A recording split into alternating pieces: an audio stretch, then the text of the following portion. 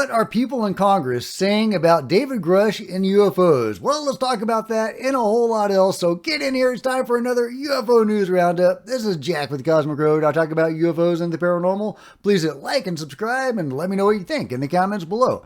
Okay, this is from Matt Laszlo at Askapol. He caught up to Senate Representative Glenn Grothman, the chair of the House Oversight, National Security, the Border and Foreign Affairs Subcommittee. He chaired the David Grush hearing. Matt Laszlo asked, what do you think of members of the Congressional UAP caucus asking for a new UAP subcommittee? Now, I think that's very important, but what does the congressman have to say? He says, I think we're going to hold another hearing in the subcommittee, so that won't really be necessary. Grothman exclusively tells Askapol, it's unneeded, because we've held a bunch of, not hearings, but briefings in the SCIF, and we're going to do some others. We're not done with it. Well, it's very encouraging that he's expecting more hearings and that they're not done with it. It's sounding to me like they're going to have more hearings in Congress and not just field hearings. So that's, very encouraging. But as far as I'm aware, what they have been doing, they don't have subpoena power. It's not a body specifically devoted to UAP and UFOs. I think that it'd be very helpful to have a body in Congress specifically devoted to UFOs and UAP in the public purview with subpoena power that is solely focused on uncovering this mystery. And also, of course, what the government has been doing with this mystery. He says it's unneeded because they're going to continue doing hearings. I'm not satisfied by that answer, but let me know what you guys think in the comments below. But that's not the end of it from Askapol, because Matt Laszlo also caught up to Senator Jack Reed, Chair Senate Armed Services Committee. He is a senator. And Matt asks, do you remember a memo sent out by the Joint Chiefs of Staff on UAPs last May? Not last May, no, Reed says. What has come across has been multiple sightings and the issue of UAPs crossing into secure space over military installations. So more about the military installations and, the Langley Air Force Base kind of incident. And those mysterious drones have been seen in the U.S., in the mainland, not just over warships at sea, for a few years now. And the mystery behind them remains unsolved. Are they UFOs? Are they some sort of black, a secret project? If they're black ops or black project technology, why would they be buzzing U.S. Installations? Does that make a lot of sense? I don't think that makes a lot of sense. I think a more anomalous explanation makes more sense, but let me know what you guys think in the comments below. Meanwhile, Jay Anderson from Project Unity gives us an update on Lou Elizondo's book. He says that Lou Elizondo's book is set to be published on November 7th, 2024. What subjects? Body, mind, and spirit. UFOs and ETs, unexplained phenomena, political science, intelligence and espionage, space science, general social science, and conspiracy theories. Description: the Roswell crash site, the Phoenix Lights, Area 51, sightings, conspiracies, glimpses of the unexplained, decades of questions unanswered. Forget what you think you know about UFOs. On June 25th, 2021, the Pentagon released an historic report confirming 144 incidents of UAP with no easy explanation. The U.S. Navy and Air Force have confirmed ongoing sightings of bizarre objects moving at blinding speeds, often around nuclear and defense sites. Barack Obama has publicly acknowledged the concern. Lou Elizondo spent an accomplished military career. Anyway, it's basically giving the jacket cover sort of information about this book. But there you go. If Jay's information is correct, we can expect to see that book come out in November. Interesting timing. As far as like politics and everything go, as far as getting anything done congressionally. If this was going to lead to more legislation, like with David Grush, it'd be nice if this came out at a different time. But we'll see. We'll see. But there you go. There's an update on that. Meanwhile, Whitley Steber is rather telling us.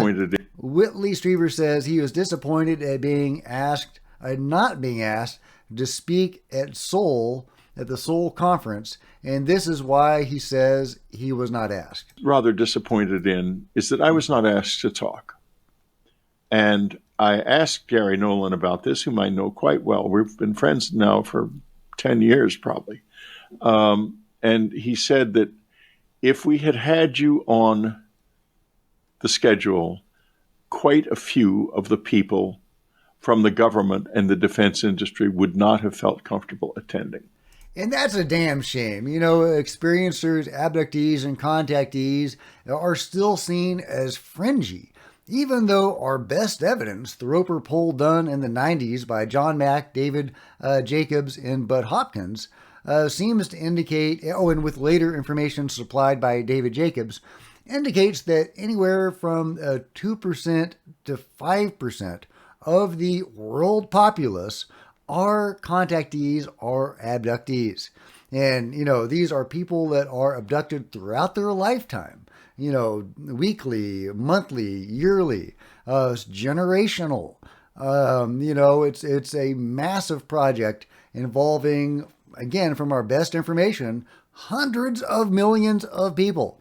I would love more information, more corroboration on those numbers, or a debunking of those numbers. But it is what it is, and that's our best information. So, and I don't even know if you could do a good, Roper poll these days. If you polled people about the symptoms related to abductions, too many people know what those symptoms are now. So I don't think you can get an accurate poll like they were able to do back in the 90s. That may just be our best evidence for a while. But either way, it's a huge demographic, seemingly. So it's so unfortunate this is seen as fringe by so many. But yeah, Whitley speaking, or presumably any abductee or contactee getting up there and telling about their experiences, well, it probably would have been seen as fringy, and that's sad.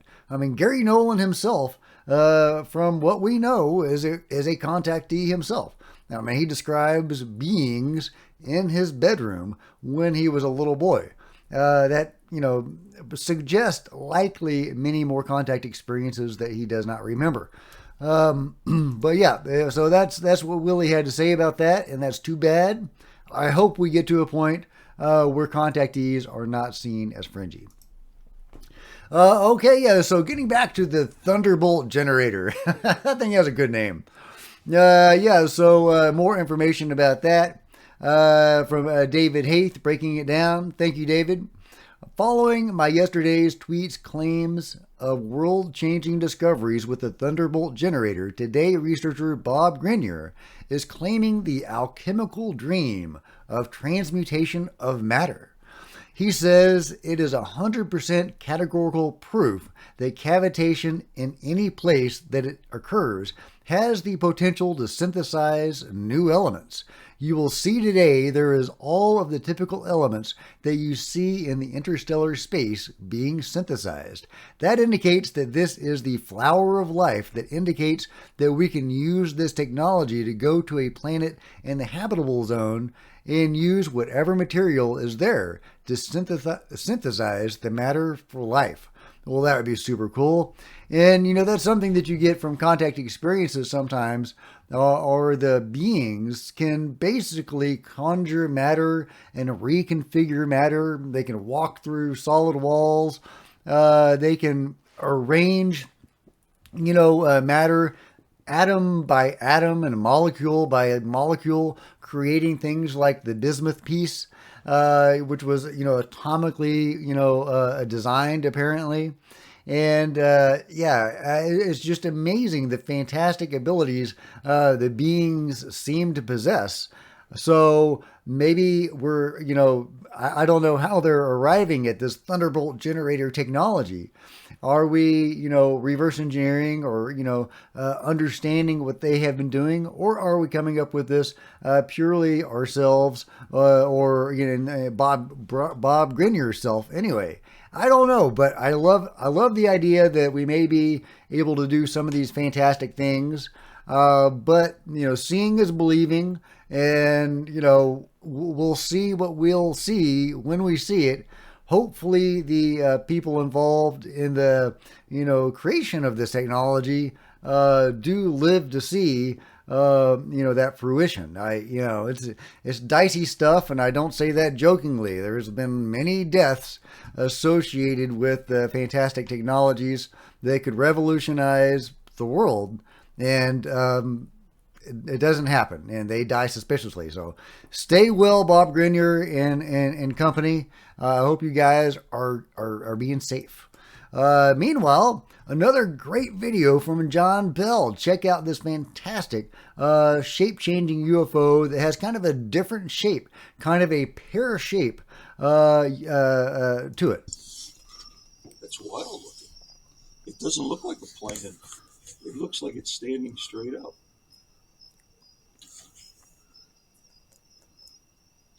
That's weird as hell.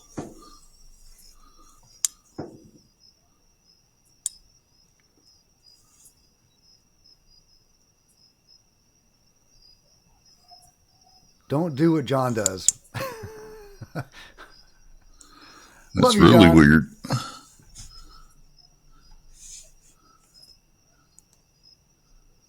That's wild. Well, it's all round. So it was more pear-shaped, and then it changes shape and is now more round.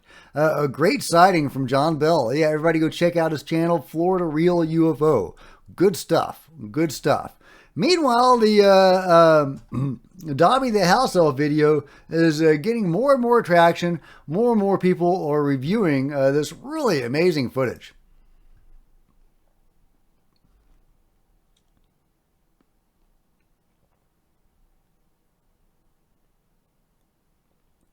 Doing his chicken dance. I like it. Man's got style. Yeah, and people are noticing his how his feet are like parallel to each other at the very end. And yeah, look at the very end of that, and you'll see his feet go like completely like that. Boom, right there, right there. And it's not something that humans are typically capable of.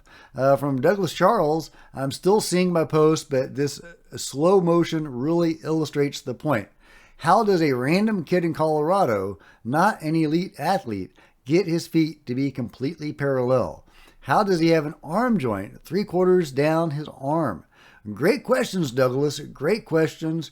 We've already seen the reconstruction of that video, what it would look like if it was the kid. We had the kid get out there with the underwear on his head and recreate the walk of the being as closely as he could. It didn't look anything like this. It looked like a kid with underwear on his head. It did not look like Dobby the House Elf here. So what are we looking at here? Is this a genuinely anomalous being? I think it's looking more and more likely in my mind that it is. Meanwhile, an encouraging story about Gary Nolan and Stanford as related by John Alexander. Check this out from David Haith. Just weeks before his sole conference at Stanford, Gary Nolan was summoned before the university authorities and thought maybe the UFO stigma had struck and he'd be looking for a new venue.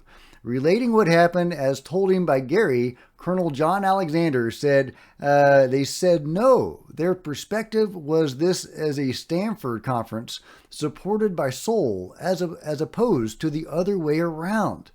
I love that. Gary Nolan was summoned to the administrators, and he probably thought he was going to get his knuckles rapped for being so gung-ho on the alien thing. But instead, they supported him and said they considered it more of a Stanford conference than a Seoul conference. It was a Stanford conference supported by the Soul Foundation, not the other way around. That's an amazing thing, guys. That's really significant. The sea change going on right now, where UFOs are becoming more and more mainstream and more accepted, and people, even at Stanford, are willing to look at this with an open mind. I love it. Last but not least, since we're getting another Nazca press event today, I'm so excited about this. I think this is probably the being that we're going to see.